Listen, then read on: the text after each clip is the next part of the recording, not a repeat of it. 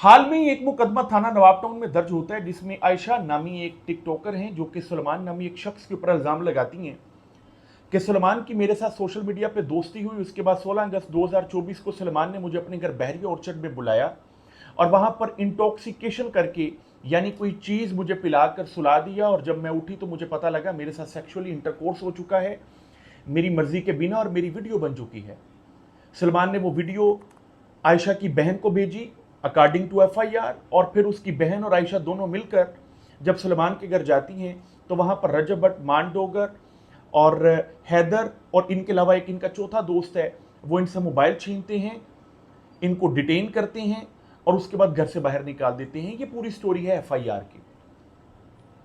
इस एफआईआर होने से कुछ अर्सा कबल आयशा नामी खातून सोशल मीडिया के ऊपर डंडोरा पीट रही थी कि इन्होंने अपनी मर्जी के साथ शादी के और निकाह के झांसे में आकर सलमान के साथ सेक्सुअल इंटरकोर्स किया। मेरे दोस्तों, जहां पर रेप की जो डेफिनेशन है वो सेक्शन 375 पाकिस्तान पिनल कोड में मिलती है, जहां पर मर्द और औरत जिनकी एक दूसरे से शादी नहीं हुई वो एक दूसरे की रजामंदी के बिना अगर सेक्सुअल इंटरकोर्स करते हैं तो वहां पर रेप की एलिगेशंस लगती हैं जिसकी सजा सेक्शन 376 में मिलती है। लेकिन अगर दोनों की मर्जी हो और दोनों एक दूसरे के साथ निकाह के रिश्ते में मौजूद ना हो तो उनके ऊपर सेक्शन 496 बी लगती है यानी फोर्निकेशन लगती है।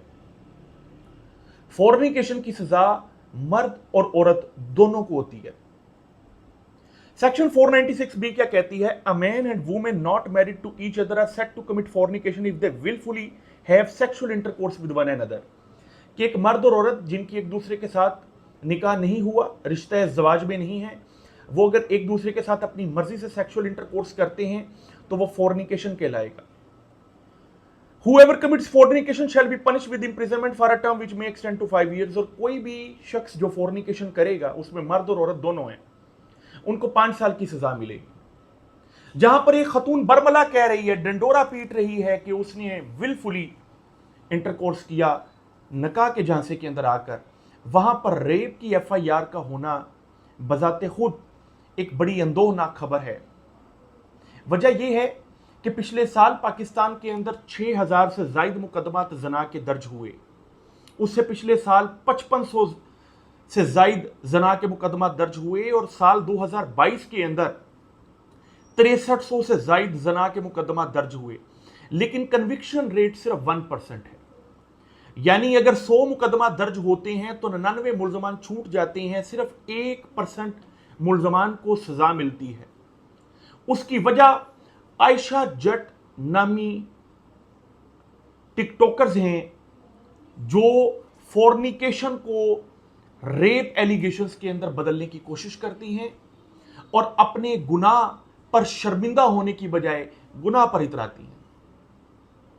रियासत मेरा ख्याल सोई हुई है कि इस कदर सेंसिटिव मामला कि रेप के एलिगेशन हो और रेप के एलिगेशन को इस तरीके से लोगों को दिखाया जा रहा है कि खातून कहती है कि मैं शादी के झांसे के अंदर आकर मैंने ये सब कुछ कर लिया।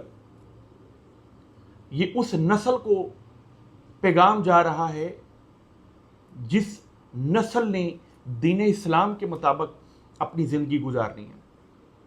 उस नस्ल को यह पैगाम दिया जा रहा है कि अगर मर्द और औरत शादी के झांसे में आके ये कर लेते हैं तो ठीक है, बाद में शादी कर ले तो ओके है, नहीं करेंगे तो पर्चा होगा। देखिए, ऐसे टिकटॉकर्स की वजह से, ऐसे सोशल मीडिया इन्फ्लुएंसर्स की वजह से, ऐसे लोगों की वीडियोस की वजह से एक बड़ा नेगेटिव इंपैक्ट पड़ता है मुआशरे के ऊपर। मैं ये चाहूंगा कि रियासत इसका फौरी तौर पर इसका क्रिटिकली जायजा ले और उस खातून जिसने एडमिट कर लिया है कि उसने फोर्निकेशन की है, कम से कम उसको फोर्निकेशन के मुताबिक जो सजा बनती है फौरी तौर पर दी जाए और उस मर्द को जिसने इस औरत के साथ फोर्निकेशन की है अगर जुर्म साबित होता है तो उसको भी फौरी तौर पर सजा दी जाए। 5-5 साल के लिए इन दोनों टिकटॉकर्स को, जिसमें सलमान और आयशा जट शामिल हैं, दोनों को जेल की सलाखों के पीछे भेज दिया जाए ताकि नौजवान नस्ल के लिए एक पैगाम हो कि फोर्निकेशन, अडल्ट्री और रेप जैसे जितने भी ऑफेंसेस हैं पाकिस्तान के अंदर गैरकानूनी हैं। अल्लाह हाफिज़।